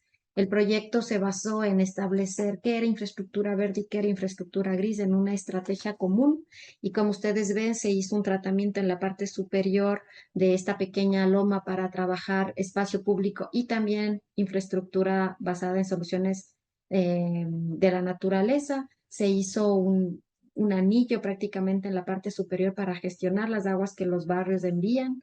Se estableció unos núcleos y unos lugares que podían fortalecerse con vegetación. Se pusieron ralentizadores, como ven, en los cauces naturales, pero también estacionarios. Se establecieron unos tipos de plantaciones específicas, y también aquí donde ven estos puntitos son infraestructuras específicas, grises, que eran las únicas opciones que se podían tener para este tipo de problemas. Sí, entonces aquí, bueno, hay bastante experiencia en el mundo sobre cómo gestionar deslizamiento, o sea, gestionar el riesgo de deslizamiento con infraestructura verde.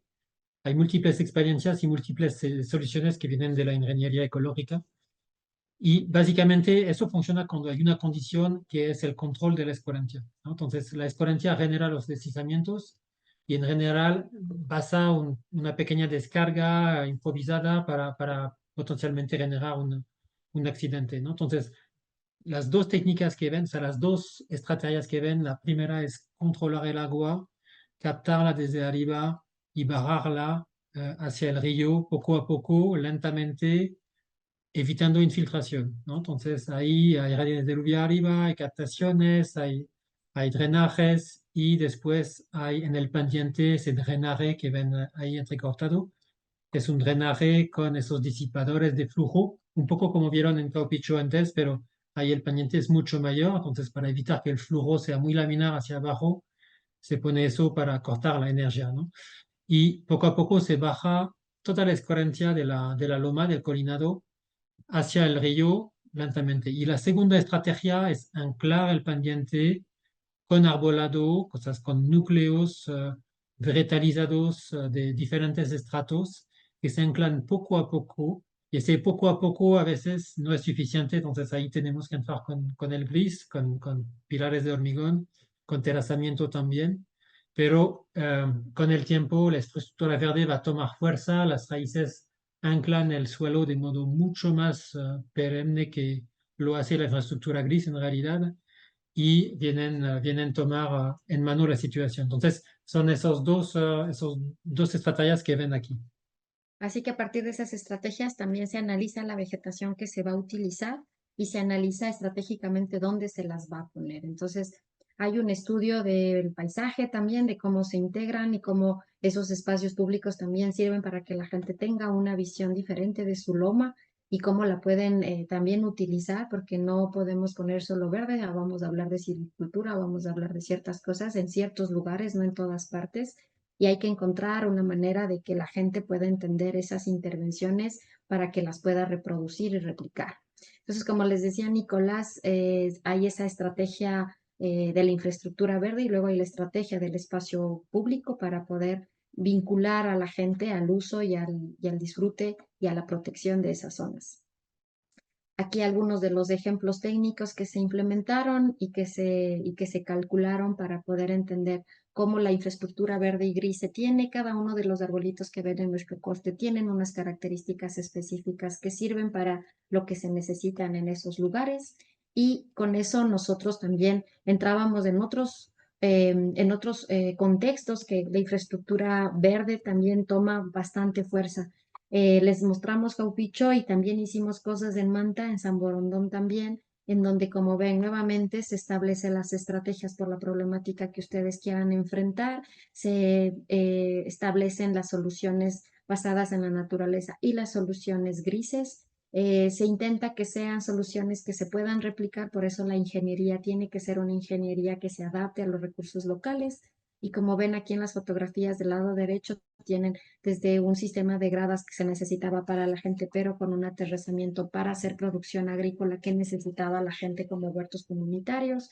También los disipadores que se ven en todo este canal que ven aquí en la parte de atrás. Y esos disipadores están aquí, que son de otras características que las que pusimos en Caupicho, porque aquí teníamos una descarga bastante fuerte de las urbanizaciones de Montecristi que mandan sus aguas en momentos de gran dificultad cuando hay estos picos, como les comentaba Nicola, que también pasa en Manta.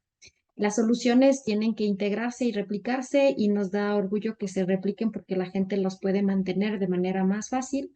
Y eso nos lleva al punto 5, que es las soluciones basadas en la naturaleza, sobre todo en lo que se puede hacer en lotes privados, en lo que se puede hacer en lotes públicos, en espacios naturales y ciertos modelos de aplicación. En este capítulo hemos puesto todos los servicios ecosistémicos que pueden darles las diferentes soluciones que se proponen. Hemos caracterizado lo que se puede poner en lotes privados y en lotes públicos, lo que se puede poner en calles, lo que se puede poner en espacios abiertos y como ven aquí, esos puntitos significan los servicios ecosistémicos que les pueden dar. Es interesante ponerlo así porque poco a poco el lote privado tiene que hacer el aporte a la ciudad también. En este caso, esta es la Casa Armero, en donde hemos puesto pozos de infiltración, hemos transformado los parqueaderos en zonas más permeables, hemos plantado árboles en nuestro frente, hemos puesto ciertas especies dentro de de los retiros para que esos retiros sean más permeables. En esta casa se ha hecho todas las experimentaciones para poder entender qué se puede poner, desde las macetas de retención hasta los tratamientos autónomos de aguas residuales. Se hacen también, como les contaba, ¿no? Los jardines de lluvia, cómo podrían funcionar desde el más simple hasta el más complejo y cómo se podrían construir, se hacen detalles. También se hablan de las barreras vegetales, de las ventajas que pueden generar en términos de la disminución de la temperatura. En el caso de la Casa Armero se ha podido medir ciertos picos de temperatura y hemos visto cómo solo la presencia de un árbol puede bajar la temperatura de manera significativa. Y esa solución de barrera vegetal viene de una de las publicaciones que se mostró al inicio, pero que, bueno, no hemos detallado, pero hay un buen conocimiento ahora sobre cómo una vegetación bastante densa con una altura mediana, o sea, mediana a alta, tiene la capacidad de impedir el paso de las partículas, ¿no? Entonces, las partículas que, digamos que son más de la mitad de la problemática de contaminación del aire de nuestras ciudades, pueden estar bloqueadas cuando uno pone ese tipo de barreras. Entonces, por ejemplo, alrededor de las escuelas, ¿no? Por eso hay varias ciudades que están en esa carrera de transformar las calles alrededor de sus escuelas. Lo hace Madrid, lo hace París, lo hace Lyon. justamente porque la calidad del aire se puede mejorar a la escala microlocal gracias a ese tipo de dispositivos que no son nada más que varios estratos de plantas, pero localizados en el buen lugar. A partir de esa idea también vienen los escenarios de inundaciones con lluvias decenales y extremas que podrían también ayudarnos a modificar nuestros espacios públicos en zonas de inundación. Esto también se hace en varias ciudades del mundo y donde se ve que los parques se vuelven prácticamente infraestructuras que vienen a amortiguar toda esa sobrecarga de agua que sucede en los picos, que van a ser cada vez más frecuentes en un escenario de cambio climático. Y esos diseños pueden ser interesantes porque no necesariamente es en todo el parque, sino en una parte y puede ser estratégicamente diseñado. También estanques de retención, humedales artificiales, que por ejemplo en Quito podría ser interesante hacerlos en ciertos puntos, y hablar de humedales es hablar también de una biodiversidad diferente y de un manejo diferente del agua, porque es un agua que se mantiene y que puede servir mucho después en otras estrategias cuando hay sequía. Se pusieron también ciertos precios que, bueno, esperamos que con el IVA y todas las otras cosas pues cambiarán.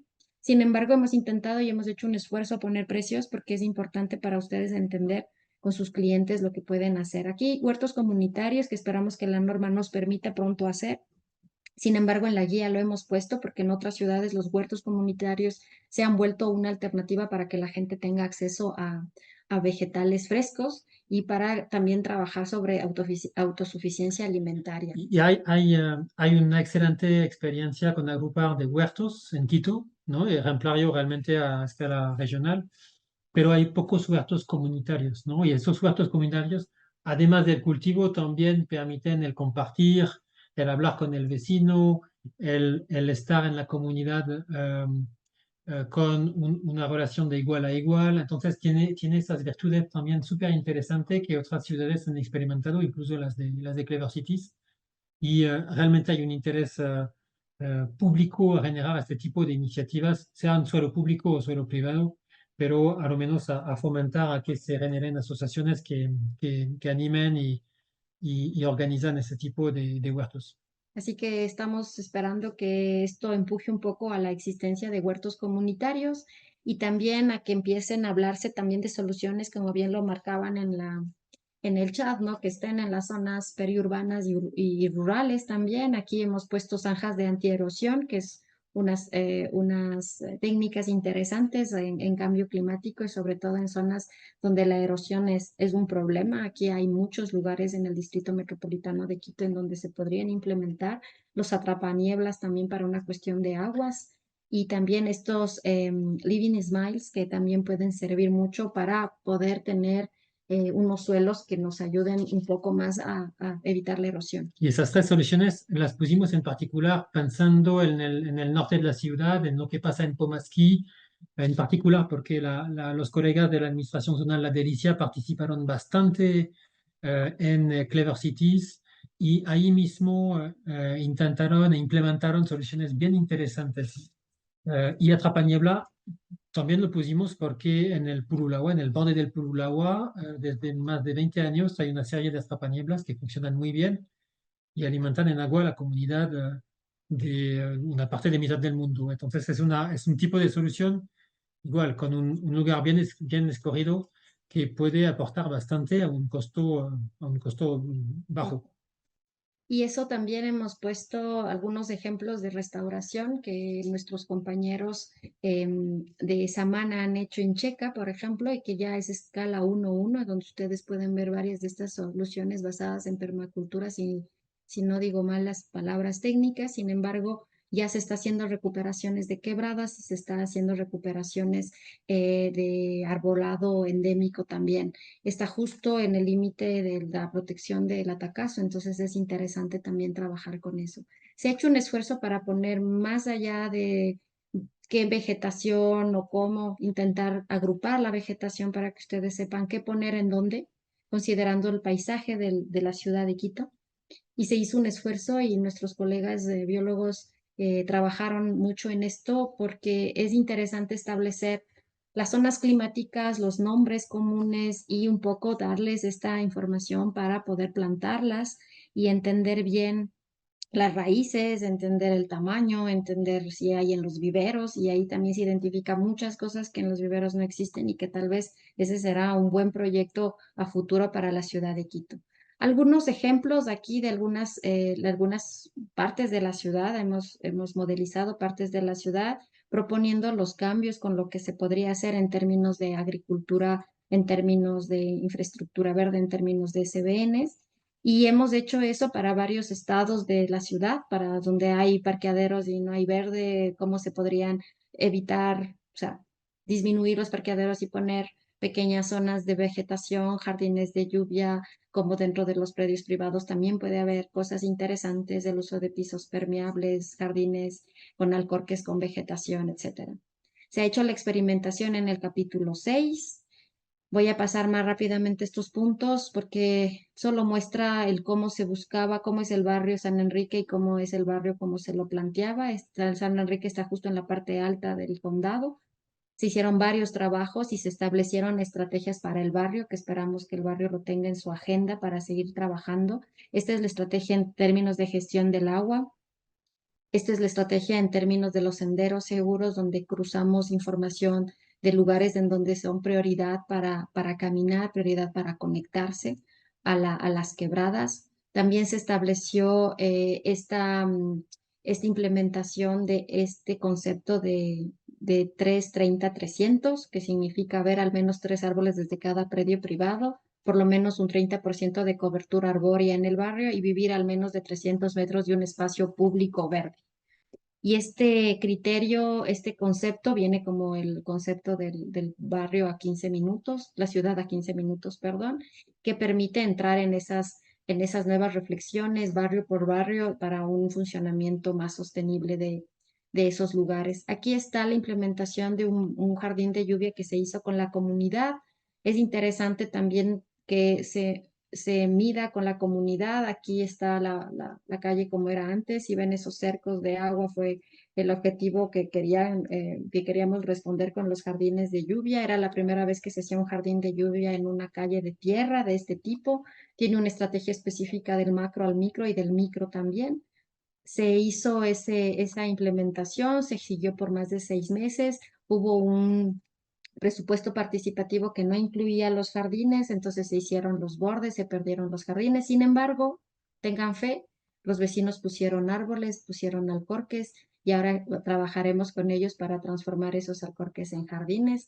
La nueva administración está trabajando, como les contaba Carolina, en todas estas nuevas formas de hacer ciudad desde el verde y esperamos que eso avance. Y en el último capítulo, que es el 7, es cómo se estableció una estrategia y un plan de acción para Quito, los pasos de inserción, de experimentar, de aprender, de escalar y de evaluar, que queremos que se vayan generando. El paso 2 y el paso 3 para nosotros es primordial, porque las SBN se les tiene que dar tiempo, se tiene que entender cómo funcionan, no hay una receta específica, pero sí hay retornos técnicos de que son soluciones que se adaptan a cambio climático. Por eso mismo se ha hecho unos escenarios utilizando estos escenarios que hablábamos antes, del 4.2 y el 8.5, si no digo mal, donde hablamos de cómo el escenario 1, que puede ser un escenario no tan ambicioso, puede pasar fácilmente al escenario 2, como ven en nuestra gráfica. Esa es una calle en el sector de la luz, en donde realmente tendremos que dejar paso a árboles y evitar tener tantos espacios para autos y seguramente pensar cómo esos autos pueden funcionar, pero con otro tipo de movilidad también. Y eso no solamente en unas ciertas calles, sino en todas las calles que se puedan. Este es un ejemplo en San Juan con unas escalinatas en donde esa visión ambiciosa pone verde en todo donde puede, porque son en estos sectores en donde se enfrentarán más a estas problemáticas de cambio climático y deslizamientos, y en las zonas planas de la ciudad hay que darle paso al verde para que nos ayude a infiltrar y nos ayude a gestionar aguas que vendrán de las lomas y que en este punto podrán ser captadas y manejadas. Así que están estos escenarios basados en las descripciones y los conceptos del Plan de Acción Climática de Quito, y nos parece importante mostrarles porque la ciudad de Quito tiene un falso verde, hay que saberlo conectar y entenderlo. Este es uno de los barrios donde nosotros vivimos y nosotros intentamos implementar, así que esperamos pronto contarles las nuevas aventuras que tenemos con nuestros vecinos, pero también empezamos a hacernos preguntas. Esto es la comuna, es más allá de pensar solo en la ciudad, sino también en esa zona de la ciudad que tendrá que volverse protectora y tendrá que reconocer su función y tendrá que encontrar equilibrios en esas funciones. Así que ese es el link para que ustedes descarguen la guía. Estamos muy contentos de que la guía esté en línea y estamos muy contentos también de poder estar dentro del CAE para que ustedes puedan preguntarnos cosas si necesitan. Así que, colegas arquitectas y arquitectos, ha sido para nosotros un placer mostrarles la guía y esperamos que hayan muchas SBNs en sus proyectos. Muchísimas gracias. Muchísimas gracias, Grace, Nicolás y Carolina por esta presentación. Y abrimos ahorita el panel de preguntas para todos los participantes. Bueno, aquí hay al momento una pregunta que nos hacen que está enfocado más al tema del deslave de Alausí y indican que no se ha realizado ningún planteamiento respecto a mejorar su condición y que si tal vez conocen o saben de alguna ONG que podría ayudar en proponer unas SBNs en el lugar. Tal vez aquí, no sé si Carolina o Grace, Nicolás podrían indicar por dónde podrían ver estos fondos para poder ayudar a estos municipios que son muchos más pequeños y que necesitan también de este tipo de soluciones en sus Sí, localidades. Sí, o sea, hay,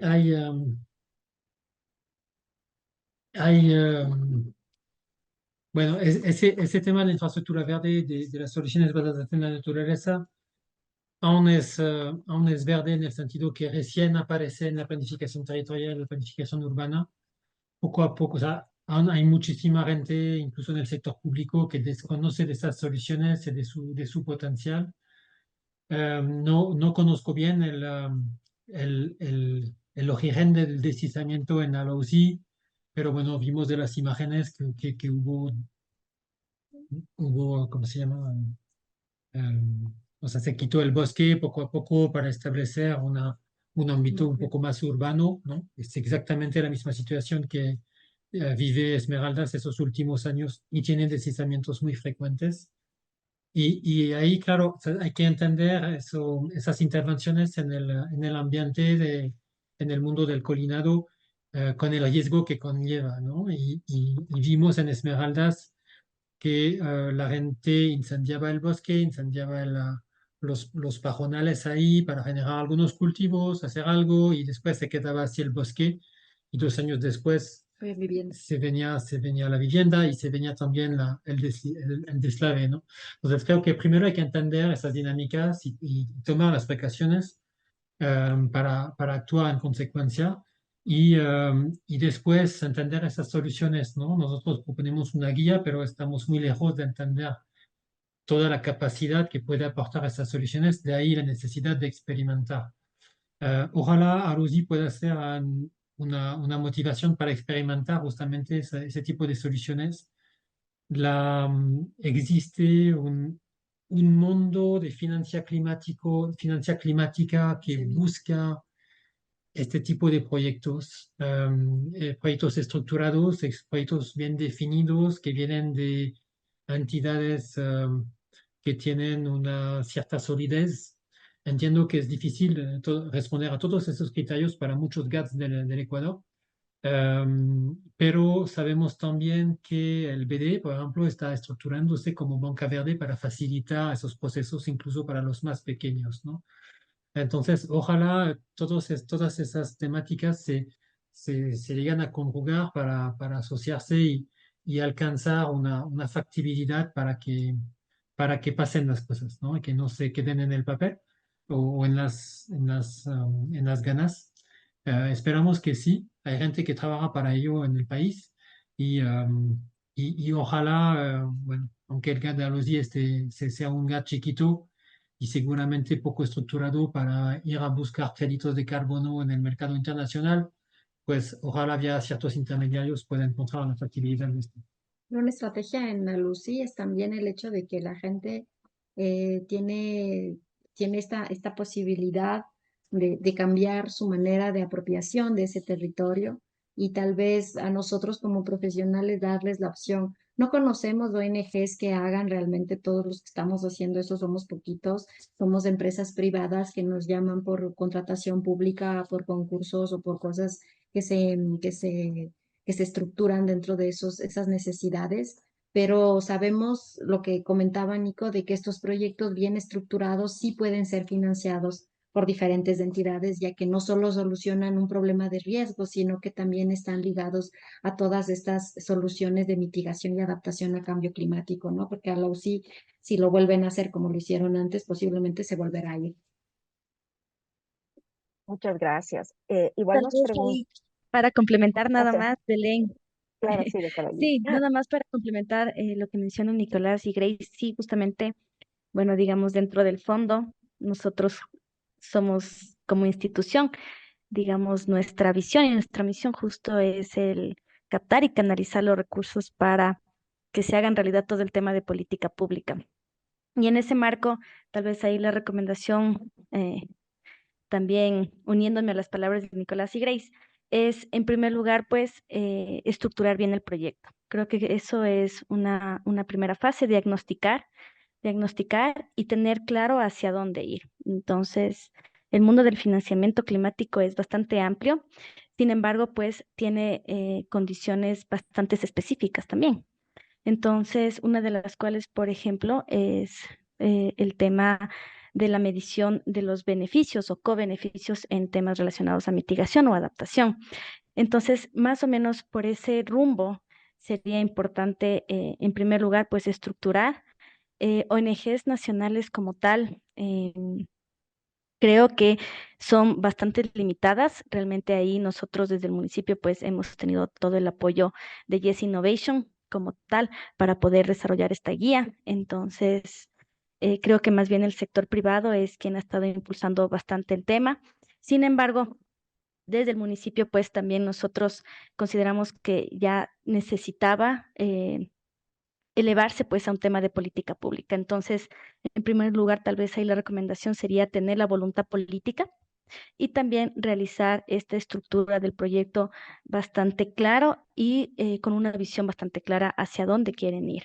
Y tal vez ahí con el Ministerio del Ambiente, ellos tienen bastante, al ser una entidad nacional, tienen apertura y tienen, digamos, la competencia de acceder de una manera más ágil y directa a los fondos multilaterales que existen a nivel mundial. Muchas gracias, Carolina. Igual nos preguntan si se conoce la situación del Ilaló, donde actualmente se está dando muchas construcciones hacia la parte de la cima y que hay poca vegetación. ¿Qué tipo de intervención se le está dando ahorita a esta zona? ¿Está también con parte de estas nuevas metodologías o cómo lo está manejando ahorita el municipio? Sí, justamente dentro del PMDOT estipula, ¿no es cierto?, un plan de gestión del Ilalo como tal. Nosotros, desde el Fondo Ambiental, con la Secretaría de Ambiente, pues estamos en la construcción de un proyecto. De igual manera, estamos explorando el financiamiento con algunos posibles inversionistas en los cuales se desarrolle estos planes de vida. El Ilaló, pues, es un sector bastante importante y está caracterizado porque tiene diferentes actores. Está la población en sí, como ustedes mencionan, la construcción de vivienda como tal, pero también tiene un bosque de vegetación protectora. Entonces, hay algunas variables, algunos actores con los cuales también hay que conversar, hay que intervenir. Como les menciono, hay mesas de trabajo que se están realizando en conjunto también con la Secretaría de Hábitat y Ordenamiento Territorial. Entonces, hay algunas actividades que se están desarrollando. Tal vez ahí sería importante, justamente como fondo estamos en este tema de la agenda ambiental y estos son los temas que se tocan. Estos son justamente los temas que nosotros necesitamos que la comunidad, que la ciudadanía, que todos participen para poder ir desarrollando la política pública ya participativa y aterrizada a la realidad. Muchísimas gracias. No De- sé si más sí, preguntas o quieres complementar, Grace. sí, quería complementar, no tenemos, o sea, no teníamos, no sé si ahora tengamos, pero no teníamos información específica del Ilaló.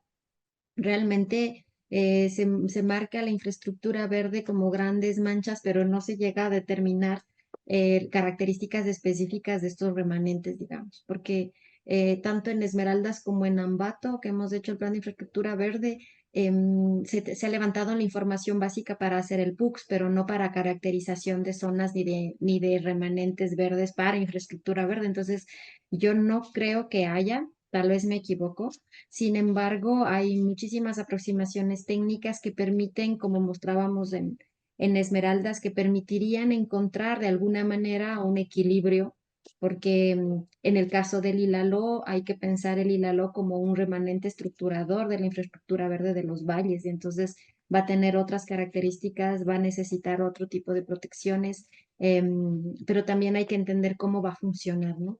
Entonces, no hemos tenido más información que eso, pero sabemos que hay estudios de tesis también en términos de maestrías y de titulación que ya han hecho un primer levantamiento de la información en el ILALO y faltaría que cuando se lance el plan de espacio público también ahí entre la información de lo que serían remanentes verdes y infraestructura verde, ¿no? Así que bueno, eso por ese lado. Listo. No sé, tal vez se arriesgan las personas a hacer más preguntas. Creo que por el momento no. A ver, que aquí también ya nos preguntan qué soluciones se plantean en el sector de Calderón por parte del municipio. Dice, en este sector se ve el incremento de población y no se tiene áreas verdes o espacios que mitiguen los futuros problemas.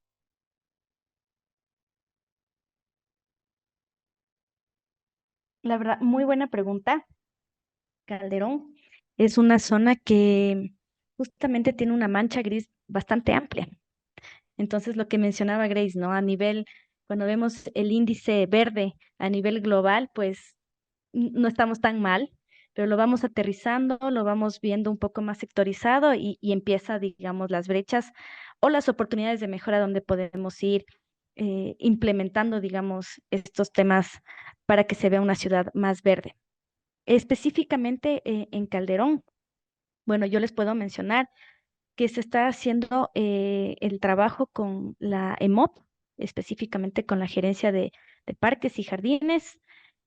La idea justo es que todas las intervenciones que se tengan ahí, que van a ser paulatinas, solo por darles una cifra, este año, pues por parte del alcalde se ha declarado que es el año de los parques y tienen una meta de alrededor de 500 parques intervenirlos y desarrollarlos como tal.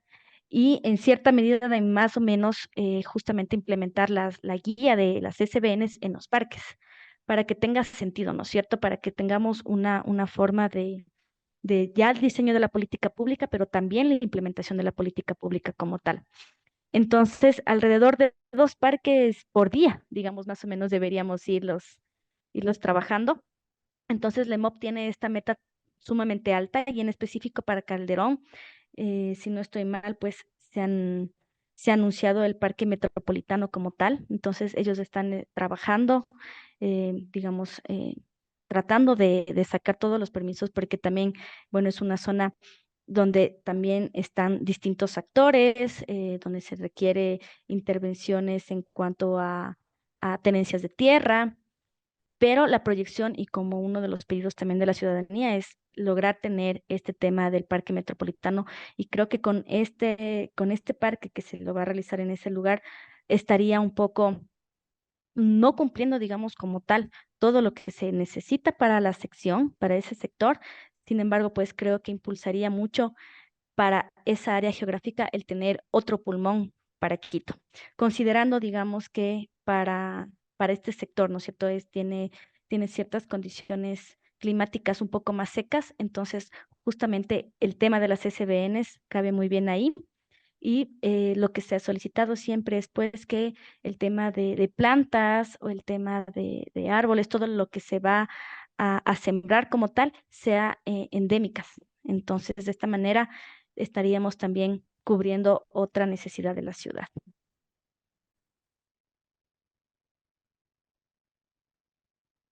Pero ahí tal vez para complementar a todas las personas que participaron en este webinar, necesitamos de ustedes que implementen SBNs.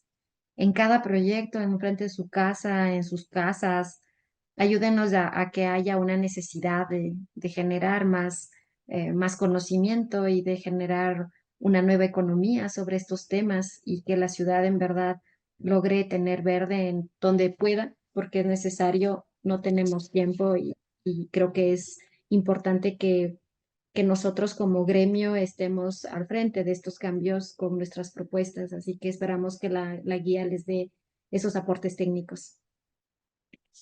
Listo. Como última pregunta, nos hacen qué tanto ha avanzado el financiamiento en proyectos con soluciones con infraestructura verde y azul. Y qué recomendaciones se pueden dar para empezar un proyecto a nivel barrial usando las SDNs. Bueno, a nivel mundial, pues ya hay proyectos financiados completamente y ya están dando retornos a las ciudades, ya se están midiendo esos retornos en términos de indicadores de calidad, de aire de calidad, en términos de infraestructura de salud. Entonces ya hay, o sea, ¿hasta qué punto hemos llegado? Pues hemos llegado hasta el punto de que ya se financian, ya se miden, ya se implementan.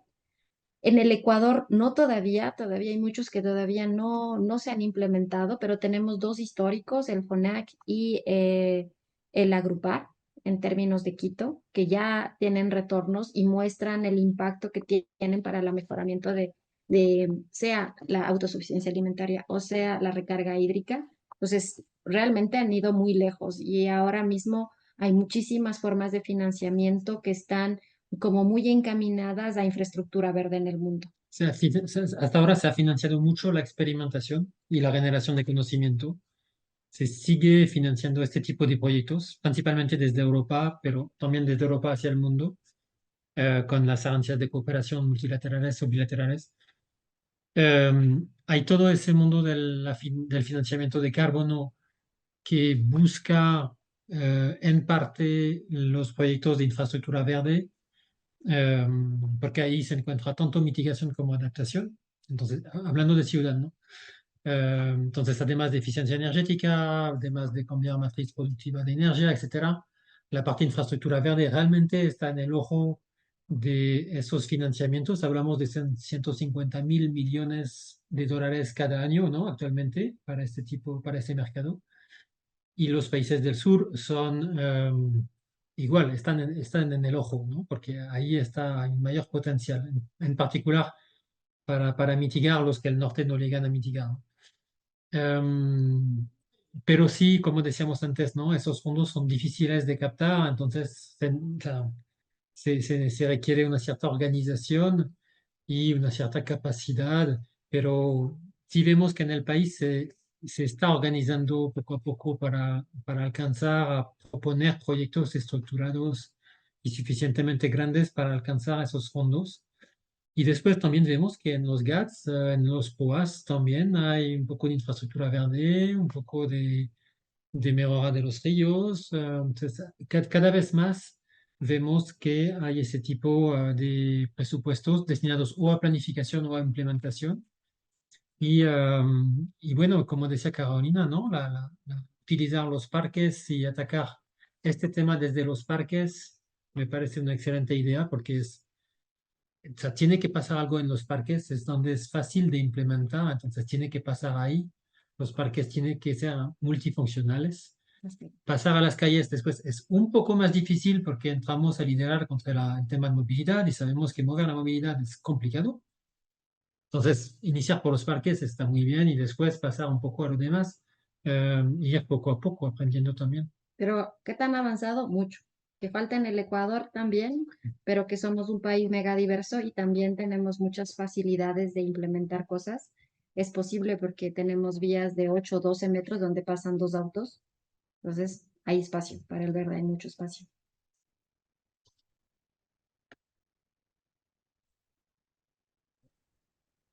Listo, con esto daríamos por terminado este webinar y nuevamente muchísimas gracias Carolina, Grace y Nicolás por acompañarnos y por mostrarnos este gran mundo que se tiene con las soluciones basadas en la naturaleza y ojalá eh, muchos arquitectos empiecen a implementarla y no solo arquitectos, sino la población en general. Perfecto. Muchas gracias con Muchísimas gracias. todos. Gracias, Belén, por Bueno, la invitación. Gracias, Caro. Qué placer. Gracias a la gracias. INPE también. Gracias también al municipio por acompañarnos y brindarnos el conocimiento de todo lo que están ahorita haciendo en pos de volver a Quito una ciudad verde nuevamente. Muchísimas Muchas gracias, gracias Belén. y muchas gracias a todos los asistentes. Gracias, Buenas Nicolás. noches. Gracias, Grace. Gracias. Hasta Una pronto. buena noche. Gracias.